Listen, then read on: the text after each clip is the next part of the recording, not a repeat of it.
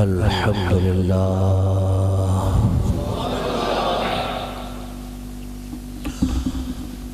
الحمد لله نحمده ونستعينه ونستغفره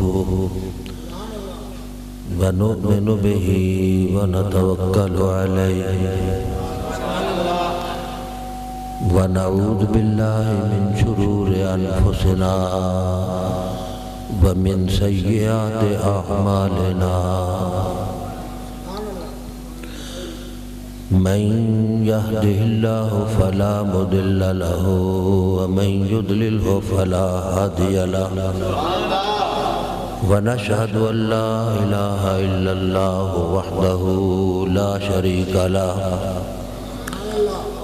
ونشهد أن سيدنا ومولانا وحبيبنا وحبيب ربنا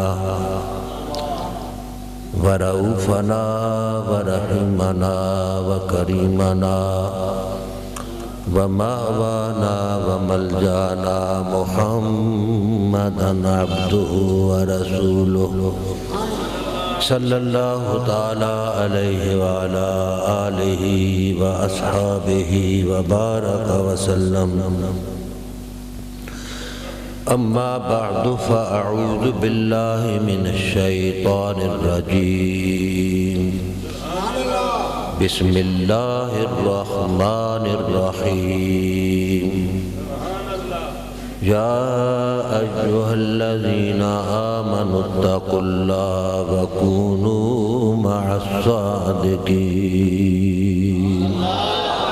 درود شریف سب حضرات بڑی محبت سے پڑھیں اللہم صلی علی سیدنا مولانا محمد وعلی آل سیدنا مولانا محمد وبارک وسلم الصلاة والسلام علیکہ یا رسول اللہ الصلاة والسلام علیکہ یا حبیب اللہ۔ قرآن کریم سے جو آیہ کریمہ تلاوت کی ہے اس کے بارے میں اپنی معلومات کے پیش نظر عرض کروں گا۔ وما توفیقی الا باللہ العلی العظیم۔ اور 11ویں والے آقا شہنشاہ بغداد کا ذکر 11ویں شریف کے حوالے سے میں عرض کر رہا تھا، تو یہ 11ویں شریف کا دوسرا جمعہ ہے، تو میں غوث اعظم کا ذکر پاک اپنی معلومات کے پیش نظر عرض کروں گا۔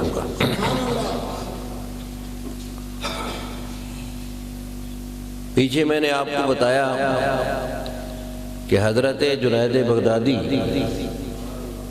رضی اللہ تعالیٰ عنہ نے آپ کی ولادت سے پہلے اپنے غلاموں کی مجلس میں غوث اعظم کے آنے کی خبر دے دی تھی۔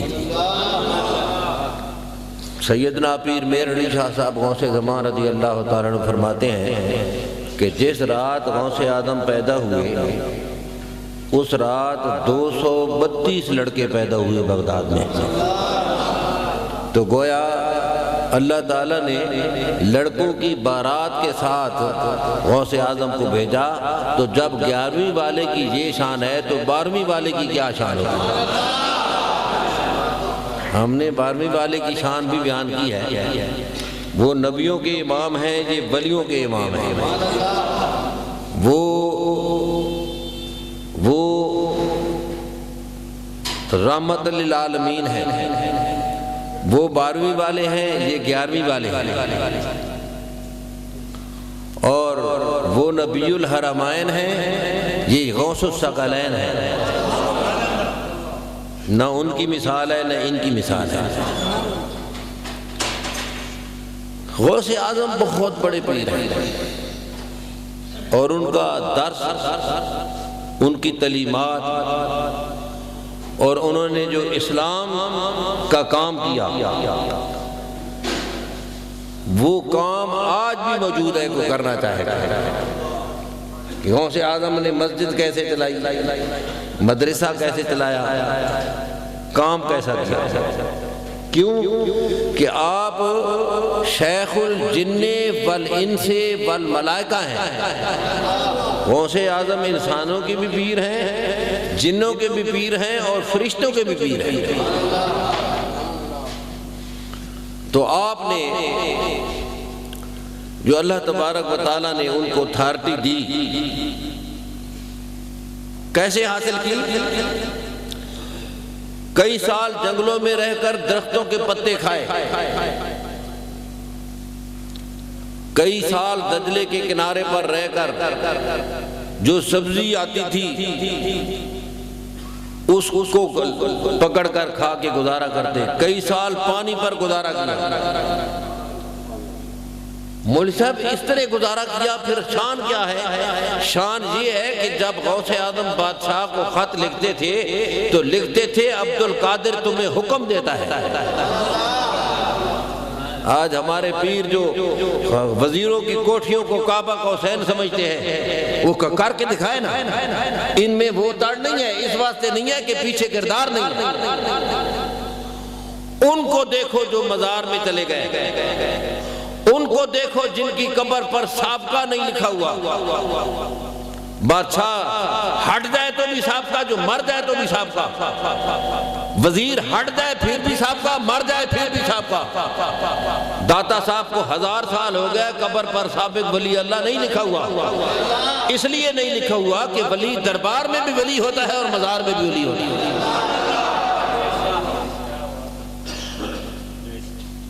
ہلاکو کے دور میں دہشت گردی پر جس وجود نے دہشت گردی پر کنٹرول کیا، اس وجود کا نام غوث اعظم ہے۔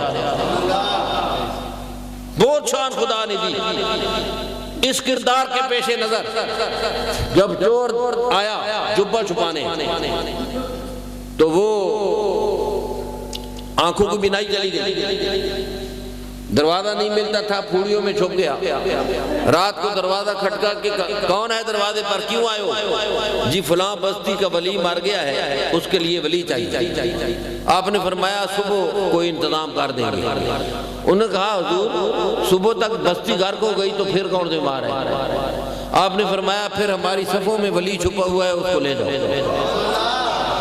چوری کرنے آیا، چور تھا، غوث اعظم کی زبان سے نکل گیا، وہ راہزن تھا، آپ کی زبان سے نکلے الفاظ اس کو راہبر بنا کر بھیج، راہزن سے راہبر۔ اور حضرت مولانا جمیل الرحمن قادری رحمۃ اللہ علیہ وہ اس مقام پر فرماتے ہیں کہ غوث اعظم کی شانیں تو بہت ہے، اتھارٹی کیا ہے؟ بلا کر راہزنوں کو دیتے تھے ابدال کا رتبہ۔ آپ پڑھے لکھے حضرات ہیں، سوچے نا، بلا کر ادھر بلا لیا کس کو؟ چور ڈاکو کو۔ بلا کر رہزنوں کو دیتے تھے ابدال کا رتبہ، بلا کر رہزنوں کو دیتے تھے ابدال کا رتبہ۔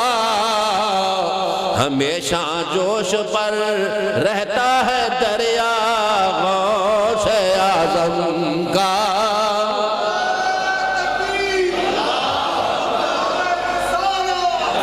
ہمیشہ جوش پر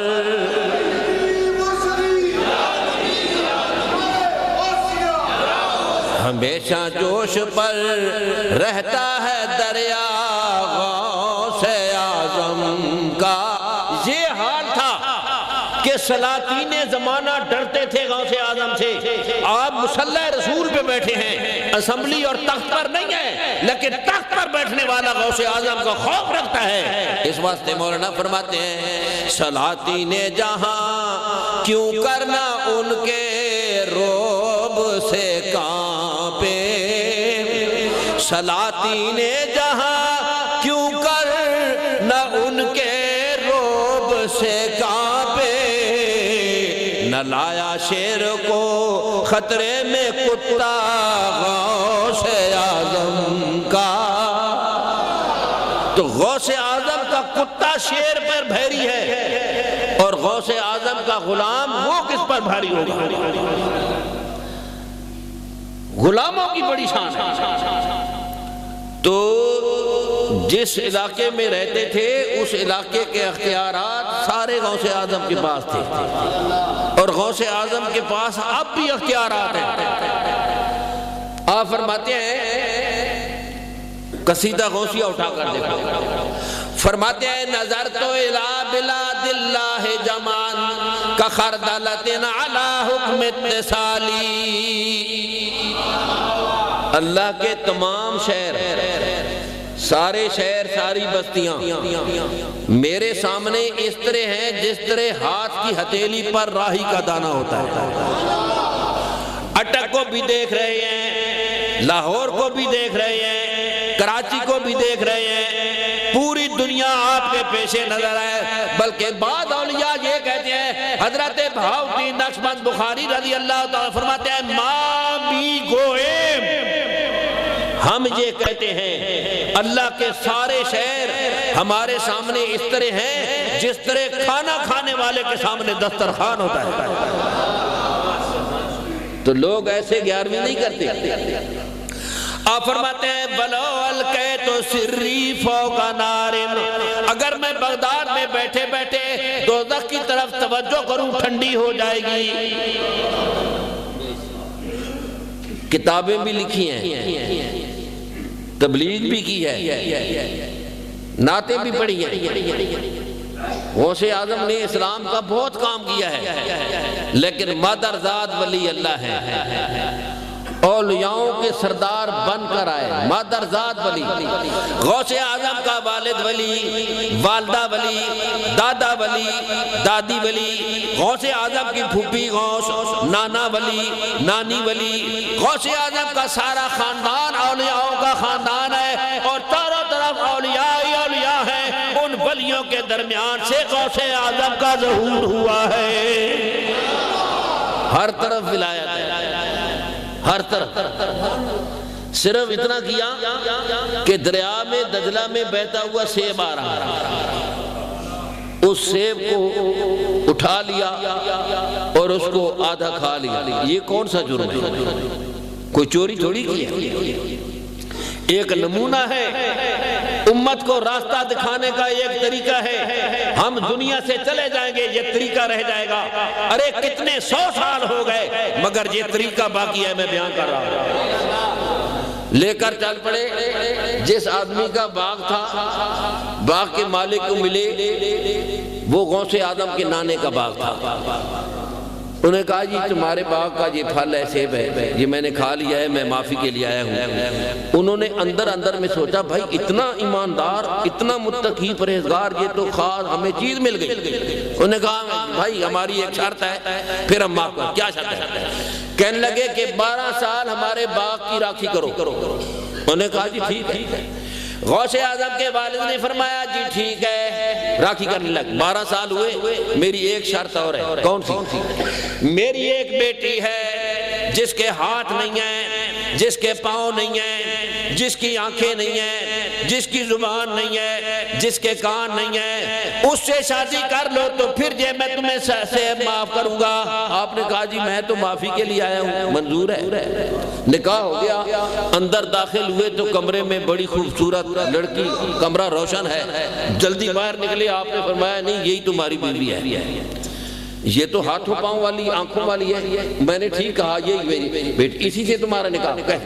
آپ نے فرمایا یہ آنکھوں سے نابینی اس واسطے ہے کہ اس نے آج تک آنکھوں سے کوئی بری چیز نہیں دیکھی، ہاتھوں سے لولی اس واسطے ہے کہ آج تک ہاتھوں سے کوئی غلط کام نہیں کیا، پاؤں سے لنگڑی اس واسطے ہے کہ آج تک غلط طرف چل کر نہیں گئی، زبان سے اس واسطے گونگی ہے کہ آج تک زبان سے کوئی لفظ ہی نہیں نکالا۔ میں آپ کی خدمت میں عرض کرتا ہوں جب ماں کا یہ حال ہو، باپ کا یہ حال ہو، تو پھر بیٹا تو غوث اعظم ہی ہونا چاہیے، بیٹا تو غوث اعظم ہی ہونا چاہیے۔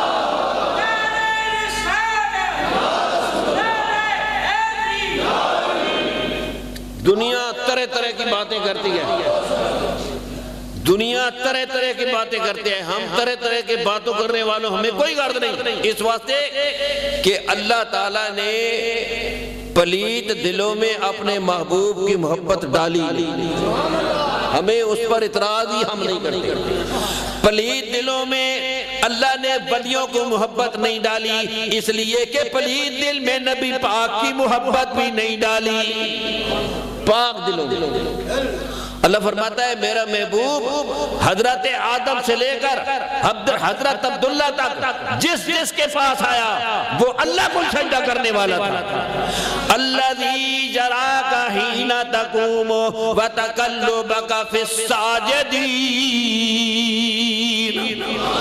انہ کان ینقل نورہ من ساجد الی ساجد۔ نور مصطفیٰ جس جس کے پاس رہا وہ اللہ کو سجدہ کرنے والا تھا، اور جن کے دل پلید ہیں وہ کہتے ہیں حضرت ابراہیم علیہ السلام کے والد کا نام آدر ہے اور وہ مشرک تھا، کافر تھا، بتوں کی پوجا کرتا تھا، آگ پرست تھا، تو قرآن کی آیت جھوٹی ہو گئی۔ اس کو کون کہے کہ یہ سچا ہے اور قرآن جھوٹا ہے؟ قرآن سچا ہے، قرآن یہ نہیں کہتا۔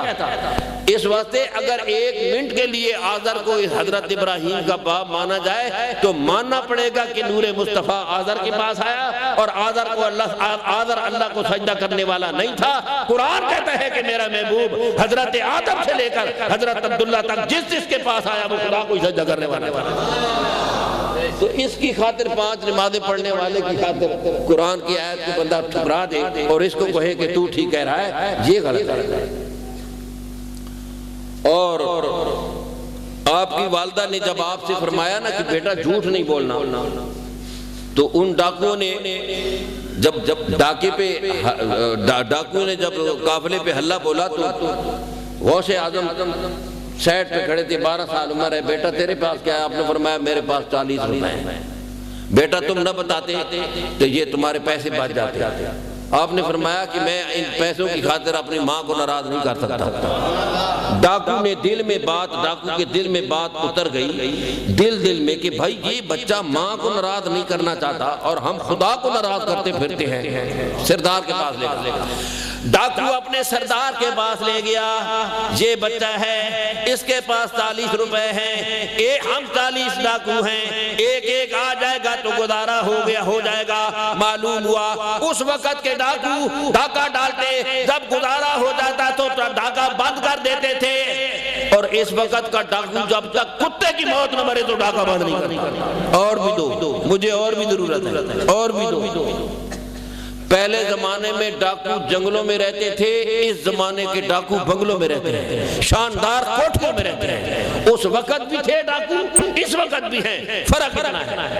اس نے کہا وہ ڈاکو سردار جو ہے وہ غوث اعظم کے حق پرست پر طیب ہو گیا، بیعت ہو گیا، اس مقام سے ہٹے نہیں۔ تاریخ اس بات کی گواہ ہے کہ 40 کے 40 ڈاکو زمانے کے غوث ہو گئے۔ ابھی کوئی تجربہ نہیں کیا، عبادت ریاضت نہیں کی۔ میں جہاں ایک بات کرتا ہوں، اگر ڈاکوؤں کا سردار ادب کرے تو ولی بنے، اور کتابیں پڑھنے والا عالم اگر بیعت بھی کرے تو خنزیر بنے۔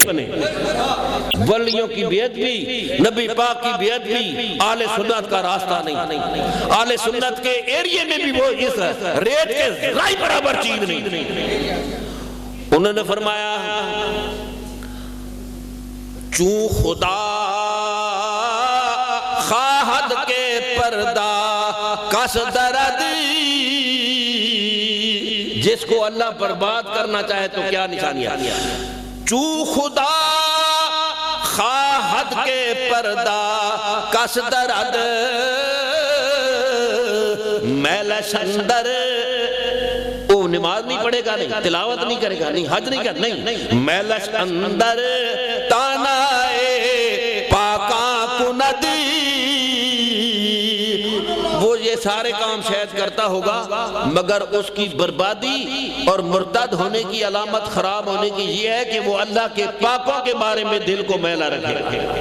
میلش اندر تانائے پاکاں کندی۔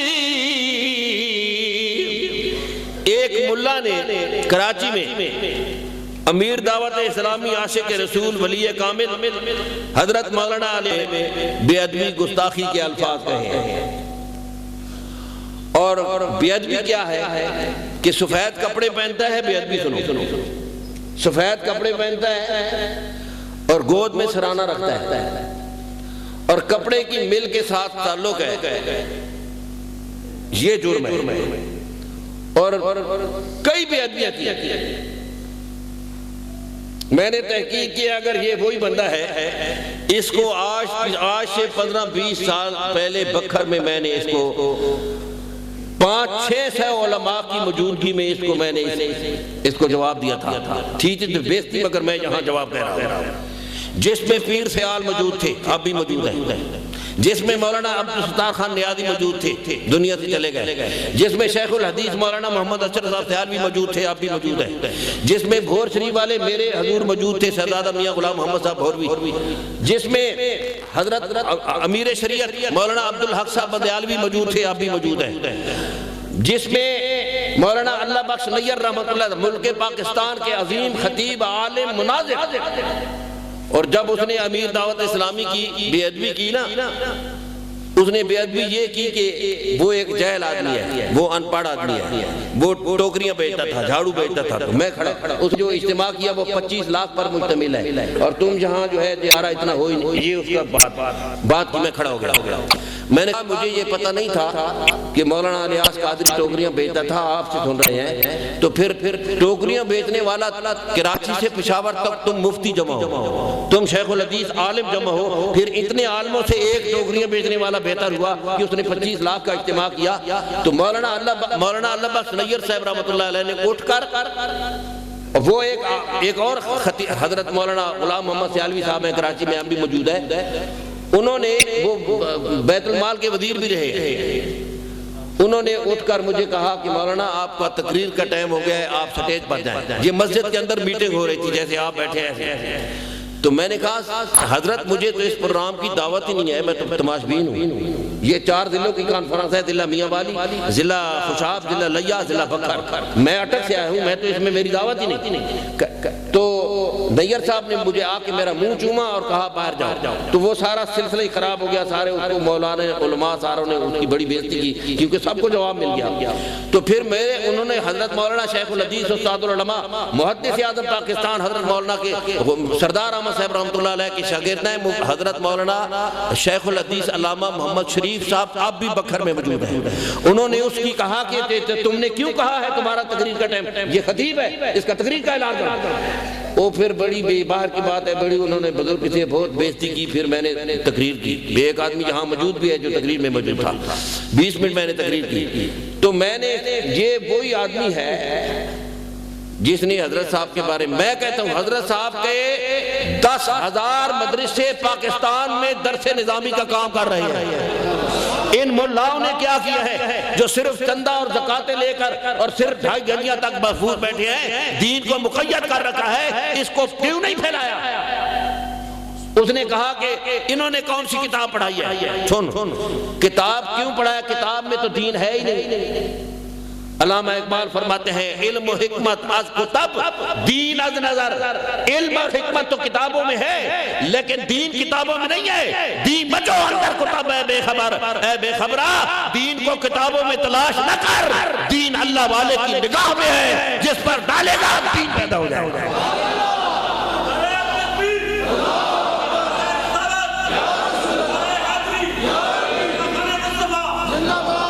کیوں اعتراض کرتے ہیں؟ حقیقت را اقبال فرماتے ہیں حقیقت را برندے فاش کردن کہ ملا کم شناس رمز دیرا، اس نے حقیقت کو چرسی کے سامنے آگے جا کے ظاہر کیا، کیونکہ ملا بیچارہ علم نہیں رکھتا تھا۔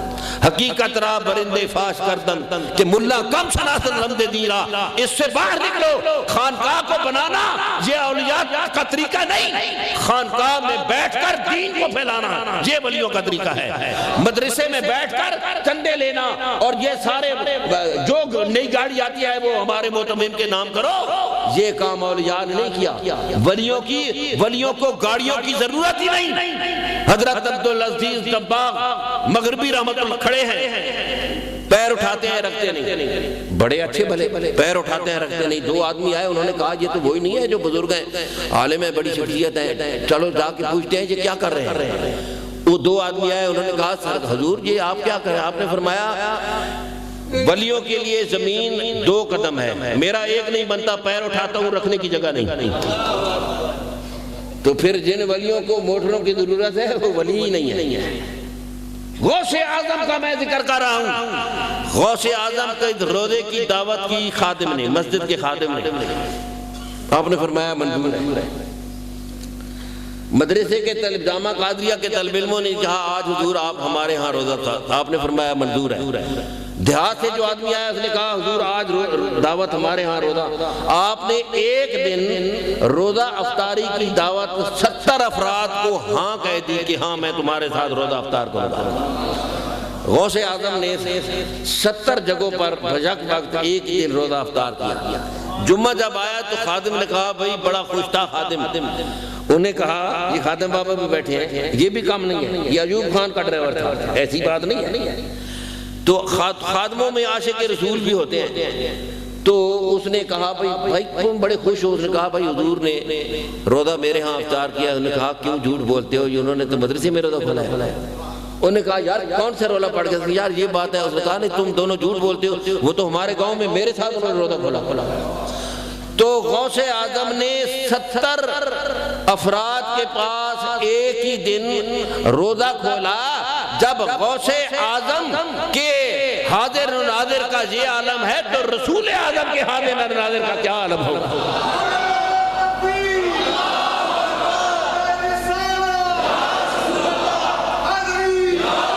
امیر دعوت اسلامی کے بیانات، امیر دعوت اسلامی کے بیانات سن کر لاکھوں لوگ رائے راست پر آ گئے۔ سلمے میں کام کرتے تھے آج مسجد میں کر رہے ہیں، اور وہ داڑھی مننے تھے گلیوں سڑکوں پر رہتے تھے آج مبلغ ہیں اور دعوت اسلامی میں وہ کام کر رہے ہیں۔ سر پر دستار باندھی ہوئی ہے اور گنگوں اور پیروں کے مدرسے کھل چکے ہیں۔ تو جو مولوی اعتراض کرتے ہیں ایسے اللہ کے نیک بندے پر جو کام کر رہا ہے تو انہوں نے کیا کیا ہے؟ لیکن اصول اور قانون یہ ہے کہ اللہ کا بندہ جس دور میں جس مقام پر رہتا ہے اس دور میں اس علاقے میں اس کی مخالفت ہوتی ہے، اور اگر مخالفت نہ ہو تو وہ اللہ کا بندہ نہیں ہے۔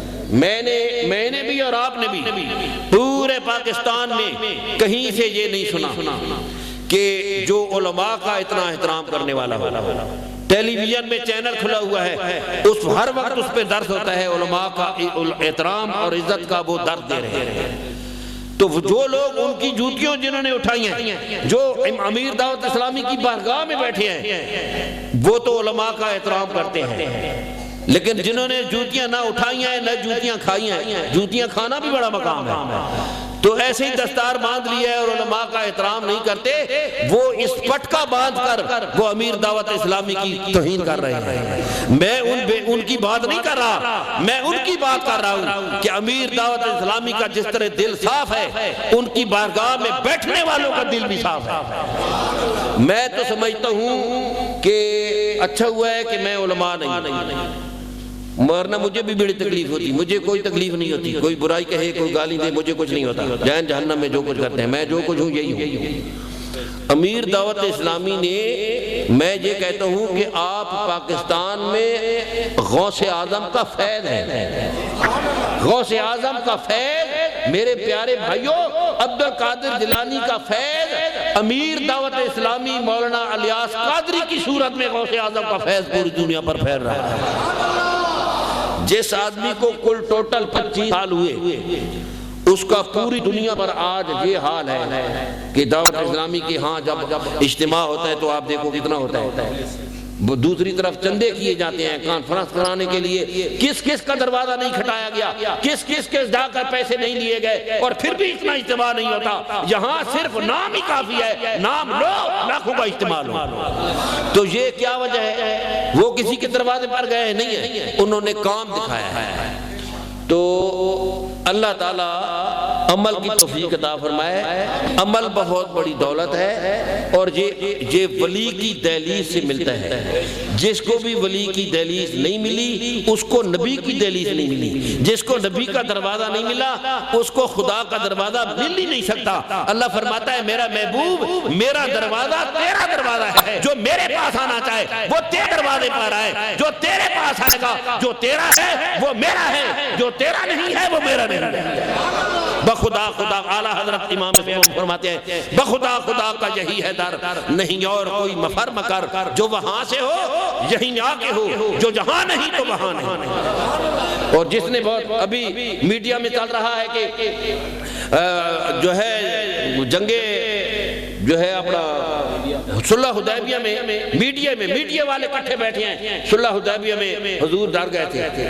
حضرت عمر نے عرض کی یا رسول اللہ ہم کم ہیں، ہم غلط ہیں؟ آپ نے فرمایا نہیں، یہ جو کچھ میں کر رہا ہوں یہ اللہ کا حکم ہے، میری زبان اللہ کے حکم کے سوا نہیں ہلتی۔ وما ينطق عن الهوى ان هو الا وحی یوحی، میرا محبوب تو اپنی مرضی پر لب ہی نہیں ہلاتا، تب ہلاتا ہے جب میں بولتا ہوں۔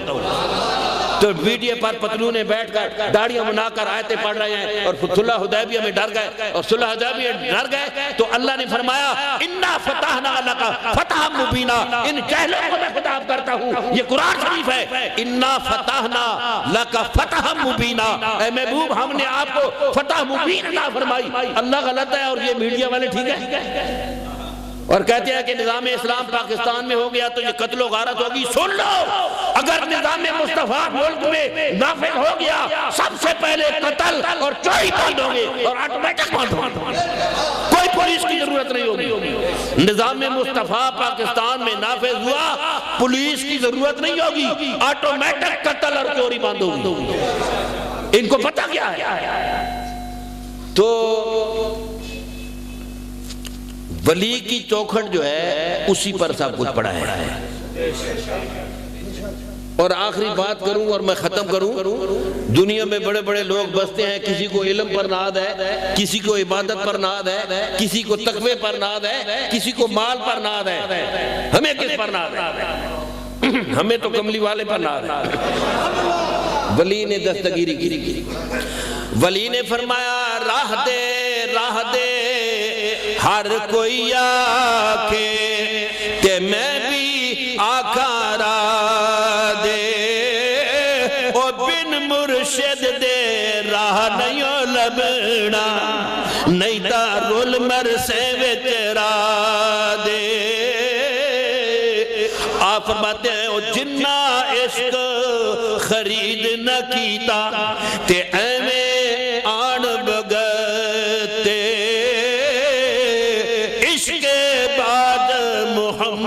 بخشا کیا آدم کیا کتے۔ اس طرح کوئی بے پیرا مسجد میں کھڑا ہو جائے، یا اس طرح کوئی بے پیرا اسمبلی میں کھڑا ہو جائے، یا اس طرح کوئی بے پیرا میڈیا پر آ جائے، ان تینوں کا کوئی مقام نہیں، ان کی بات کی کوئی حیثیت نہیں۔ حیثیت اسی کی ہے جس نے کملی والے کے جوتے اٹھائے ہیں، اور جس کو جوتا آقا کا مل گیا، سرکار کا مل گیا، غوث اعظم کا مل گیا، نظام الدین محبوب الہی کے جوتے پاپوش مل گئے، اس نے سر پہ اٹھا لیے۔ اس نے کہا اس کی کوئی اجرت؟ انہوں نے کہا 4 آنے تھے، تو کہا بڑی محبت سے پوچھ رہا ہے 8 آنے اس کی قیمت ہے۔ آپ نے فرمایا 8 آنے نہیں، یہ میرے پاس 200 اونٹ ہے تجارت کے سامان سمیت، یہ 200 کا 200 اونٹ لے جاؤ۔ اور جوتے پاس لے رکھ لیے۔ دہلی میں جب پہنچے تو خواجہ صاحب نے فرمایا خسرو سودا کیا ہے مگر بڑا ہی سستا کیا ہے، سودا کیا ہے بڑا ہی سستا۔ حسن رضا خان صاحب فرماتے ہیں کہ سر پہ رکھنے کو مل جائے نال پاک حضور، جو سر پہ رکھنے کو مل جائے نال پاک حضور، تو پھر کہیں گے کہ ہاں تاجدار ہم بھی ہیں۔ تو پھر کہیں گے ہم بادشاہ ہیں۔ رسول پاک صلی اللہ، آخری بات پیش کروں، نبی کریم صلی اللہ علیہ وسلم کی حضور کا ذکر پاک اور حضور کے یہ سارے سامان ولیوں سے ملتے ہیں، اور وہاں جا کر بولو نہیں، چپ کر کے شاہ گولڑا کے قدموں میں بیٹھ جاؤ، کسی سے بات نہ کرو، کسی کو نہ کہو میں کیوں آیا ہوں، نہ بیٹھے رہو، دوسرا دن آ جائے، تیسرا آ جائے، چوتھا، بیٹھے رہو، بیٹھے بیٹھے معین الدین اجمیری والی ہند کا کام ہو گیا، تیرا کام بھی بیٹھے بیٹھے ہو جائے گا۔